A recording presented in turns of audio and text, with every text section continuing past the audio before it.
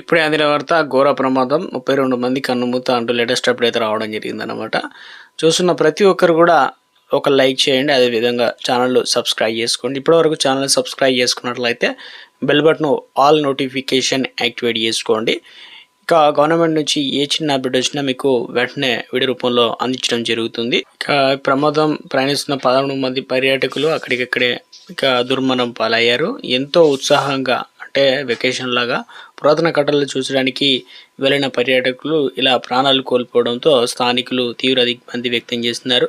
Take off అయిన కొద్దిసేపటికే తెగిపోయిన సంబంధాలు. ఇక ఇందులో భాగంగా చూసుకున్నట్లయితే పెరూకు చెందినటువంటి ఏరో ఏరోడియన్ సంస్థ చెందినటువంటి సెస్నా గ్రాండ్ కారవీన విమానం అన్నమాట. ఈ నగరంలో పిస్కా విమానాశ్రయం నుంచి పర్యాటకులకు బయలుదేరిందనమాట. టేక్ ఆఫ్ అయిన కొద్ది నిమిషాల్లో ఎయిర్ ట్రాఫిక్ కంట్రోల్ విమానానికి సంబంధాలు తెగిపోయి తర్వాత సమీపంలో ఒక మైదానం ప్రాంతంలో విమానం కూలిపోయింది. అధికారులు గుర్తించారు. ప్రమాదం తీవ్రతకు విమాన శకలాలు చెల్లాచెదురు పడిపోయి పొగలు ఎగిసిపడ్డాయి. ఈ దారుణ ఘటన సంబంధించిన దృశ్యాలు సోషల్ మీడియాలో వైరల్గా మారాయి. ఇక ప్రమాదానికి వాతావరణ కారణమా అధికారులు అయితే దర్యాప్తు చేస్తున్నారు.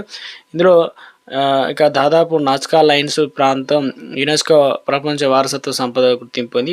ఇక ఈ ప్రాంతంలో శతాబ్దాల క్రితం ఎడారి గీసిన భారీ జియోగ్లిఫ్లు కేవలం విమానం నుంచే స్పష్టంగా కనిపిస్తాయి. అయితే ఈ ప్రమాదానికి ఒకరోజు ముందు గంటకు 40 కిలోమీటర్ల వేగంతో వీచిన ఎదురుగాలుల వల్ల దుమ్ము ఎగిసిపడిన దృశ్యాలు దెబ్బతిన్నట్టు తెలుస్తుంది. ఇక ప్రస్తుతం ఈ ఘోర ప్రమాదానికి సాంకేతిక లోపం కారణమా లేక ప్రతికూల వాతావరణ పరిస్థితుల ముంచెత్తాయి అనేటువంటి కోణంలో కూడా పెరు విమాన అధికారులు అయితే దర్యాప్తు అయితే కొనసాగిస్తున్నారన్నమాట.